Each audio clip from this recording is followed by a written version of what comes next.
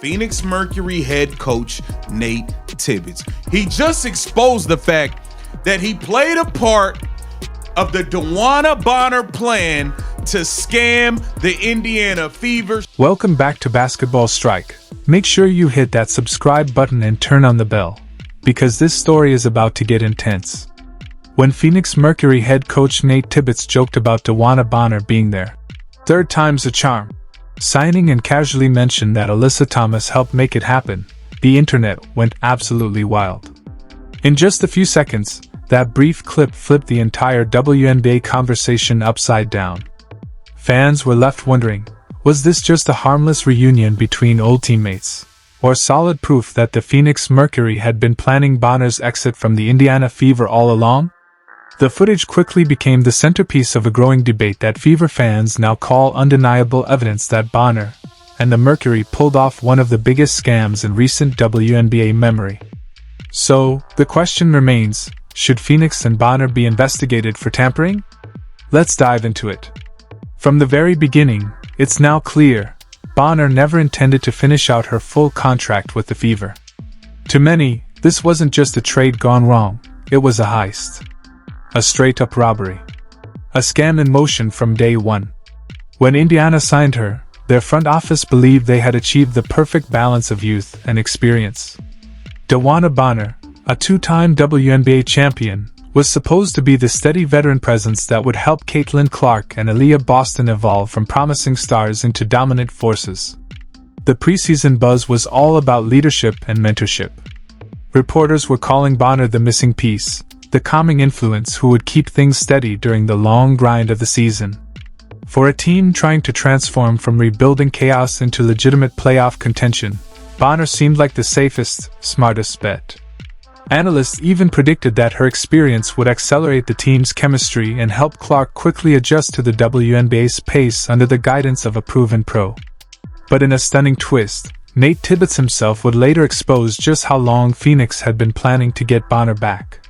His words, caught on camera, painted a picture of a calculated pursuit that had been brewing for years. Fans began calling it tampering in broad daylight. As one viral commentator put it, DeWanna Bonner and the Phoenix Mercury should absolutely be under investigation. Because if this wasn't tampering, then what was? That initial optimism in Indiana didn't even survive a full month. Just 9 games into the season, everything unraveled. Bonner reportedly asked for a trade, then was waived soon after. The turnaround was so sudden that even Fever insiders were blindsided. Local reports tried to downplay the chaos, framing it as a simple, fit issue, suggesting Bonner's slower, methodical style clashed with Indiana's fast-paced offense and Clark's up-tempo rhythm. But fans didn't buy that narrative for a second.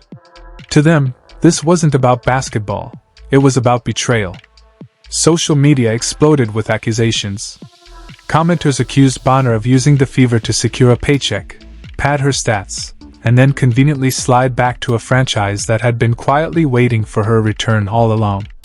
Critics piled on. They argued that when Bonner arrived in Indiana, she simply couldn't perform at the level expected. She lost her starting spot to Lexi Hull, struggled on both ends of the court, and instead of fighting through it, she allegedly threw a tantrum and forced her way out. Her departure made her look unprofessional and selfish. The team's official statement about her exit sounded polite and routine, but Bonner's own silence spoke volumes.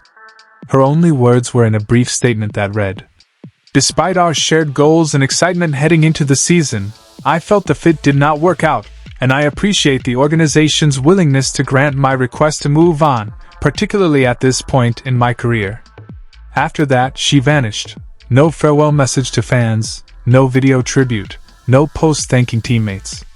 For someone who was marketed as a locker room leader, her quiet, cold exit felt scripted and insincere. Then came the part that set social media ablaze, Nate Tibbets' now infamous clip. With a smirk, he said, "Luckily, the last 2 off-seasons, we've tried to get DB to come back to Phoenix. Unfortunately, she didn't pick us twice. Third time's a charm. I think Alyssa Thomas helped in that a little bit." Those few casual sentences ignited an online firestorm. Because if what he said was true, It meant Phoenix had been trying to lure Bonner back while she was still under contract with other teams, first with Connecticut, then Indiana. That's not just bad optics.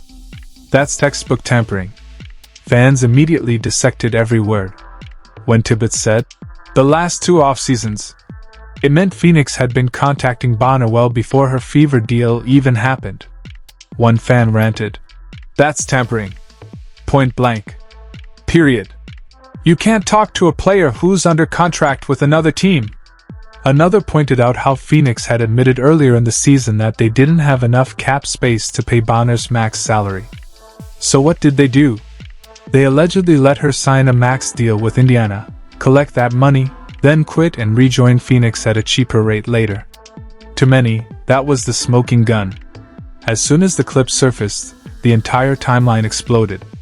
Fans began tracing old interviews, social media posts, and even private interactions that hinted at ongoing communication between Bonner, Alyssa Thomas, and Mercury staff.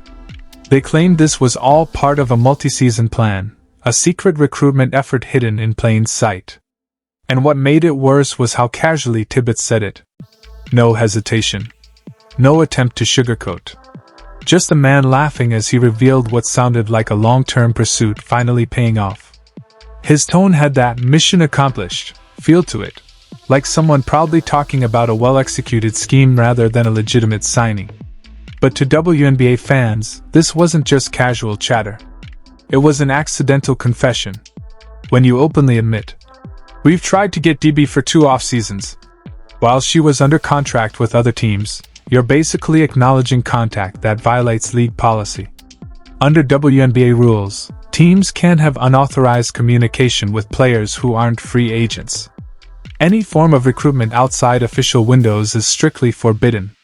That's why this clip hit so hard. It wasn't speculation anymore. It was the head coach himself confirming what fans had been saying for months. And then came the phrase that sealed the deal. "I think Alyssa Thomas helped in that a little bit."